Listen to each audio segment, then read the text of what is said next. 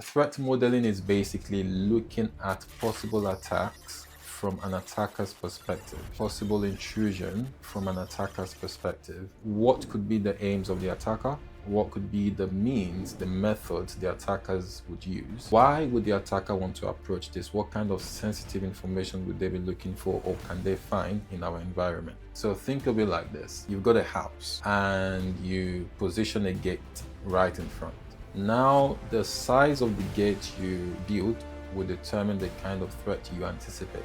So many times, some people build very low fences to prevent animals from coming in. But some people build a higher fence to prevent certain kinds of other animals from coming in. And some people build really tall fences that you can barely see the building inside, because then they are trying to prevent against human threats like thieves or armed robbers or kidnappers, because then that gives some level of mystery and it gives a higher level of security, because it's harder to cross over to the other side with a taller fence. So in those three situations, they've anticipated different levels of threat.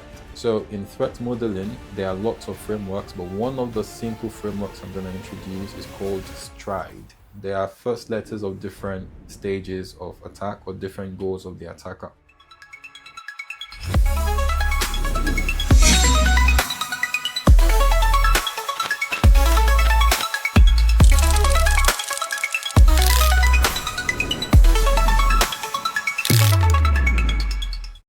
Threat modeling is basically looking at possible attacks from an attacker's perspective, possible intrusion from an attacker's perspective.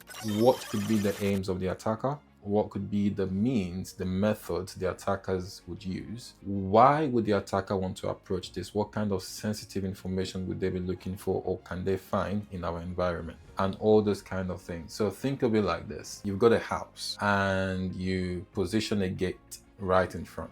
Now, the size of the gate you build will determine the kind of threat you anticipate. So many times, some people build very low fences to prevent animals from coming in. But some people build a higher fence to prevent certain kinds of other animals from coming in. And some people build really tall fences that you can barely see the building inside, because then they are trying to prevent against human threats like thieves or armed robbers or kidnappers, because then that gives some level of mystery and it gives a higher level of security, because it's harder to cross over to the other side with a taller fence. So in those three situations, they've anticipated different levels of threat based on past experiences, or based on the data they know about the area, or based on anything really. But threat modeling really helps us know what security measures to put in place, because we are looking at our environment, at our perimeter, from the threat actor's perspective. So for example, hacking is a threat. The threat actor would be a hacker or a hacktivist, depending on the situation. So in threat modeling, there are lots of frameworks, but one of the simple frameworks I'm going to introduce is called STRIDE. They are first letters of different stages of attack or different goals of the attacker. The S in STRIDE stands for spoofing identity. So this is when you masquerade as somebody else or as a different entity. And spoofing could also be an object trying to evade detection, where a file is trying to masquerade as another type of file to bypass security. There are other forms of spoofing like MAC spoof, where an attacker assumes the MAC address of a legitimate user, also to bypass security or to associate themselves with a wireless network, or for several other reasons. There is also real-life spoofing in social engineering cases, where an individual presents themselves as a totally different person who would normally have access to that environment or to that building. So there are lots of spoofing types. There are lots of reasons an attacker would want to spoof, but it's usually either to evade detection or to gain access into a place they would normally not have access. The T stands for tampering, and this basically focuses on loss of integrity, manipulating, modifying files in an unauthorized manner. Files you're not authorized to modify, an attacker is able to modify them. So that is tampering attacks.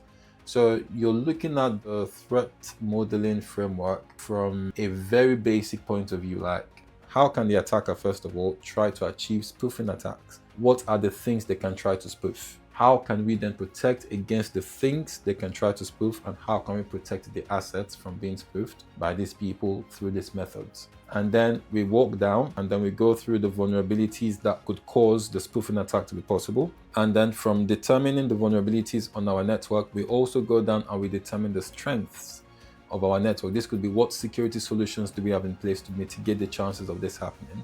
So then we have this also on a record, and then we compare both of them and look at how we can patch the remaining vulnerabilities to prevent the spoofing attack. And then we've got the tampering. The same method applies to the tampering. What vulnerabilities could cause the tampering to be possible, and what strengths or what security solutions do we have in place to reduce the chances of this happening, or the likelihood of it happening, or the potential impact if it does happen. So that stands for tampering. And then we've got the R, which stands for repudiation attacks. This is basically when somebody is able to deny that they've done something or they've carried out an action. And we all know the potential risks of this, especially when we relate this back to forensics. It's not a fun experience for whoever is being accused of sending the file, deleting the file, or carrying out the action. But we've got certain mechanisms in place in certain situations, like web traffic. We've got the digital signatures when combined with PKI to achieve non-repudiation. We've got the I, which stands for information disclosure, and this focuses on confidentiality.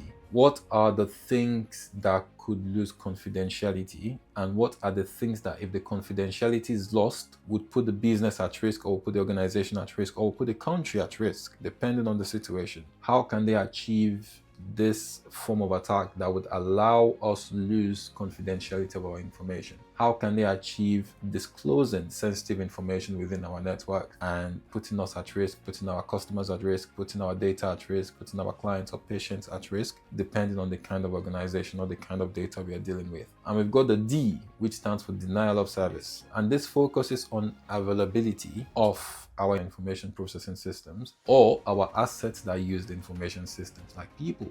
Denial of service can also affect people. The D stands for denial of service, and basically, how can the attacker achieve denial of service? How can we prevent the attacker from achieving this denial of service? Based on the assets we've got, what are the possible vulnerabilities that can allow a denial of service attack to happen, and what are the security solutions we have in place that could reduce the chances of this happening or could prevent it?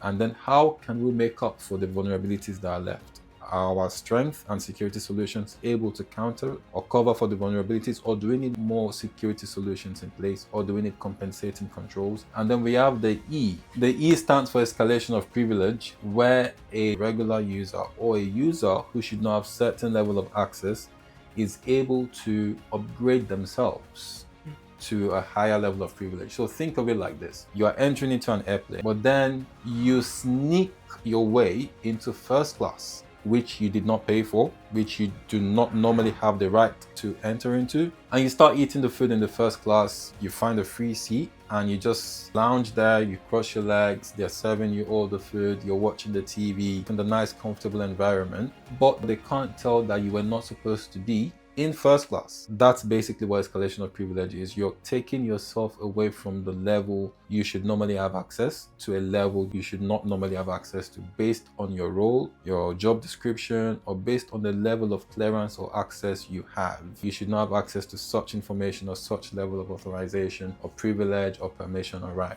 But then you're able to take yourself away from the lower level to a higher level and execute even more powerful operations that somebody with your level of clearance should not be able to achieve. The same thing would happen if an attacker was able to break into your network and elevate their privilege levels. They will be able to carry things out within the security context of the active user account. And this is also one of the reasons it's important not to use your admin account for daily activities, because if an attacker does break into your network, or you make a mistake and you click on a file that you should not click on, guess what happens? The attack operates within the context of that active user, which is the admin account. So you're giving the attacker easy admin access to do things they should not normally be able to do. And you know what admin access can do.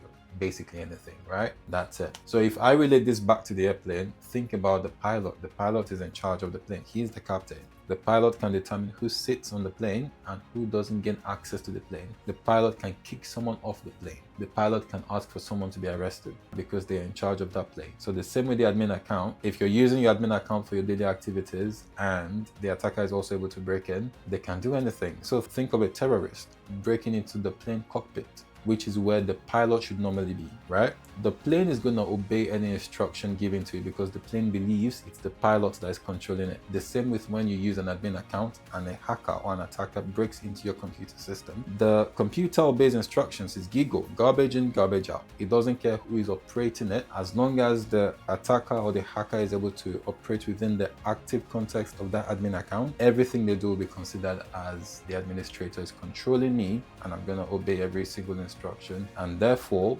that proves the point that any attack, any operation, any malware operates within the context of the active user account.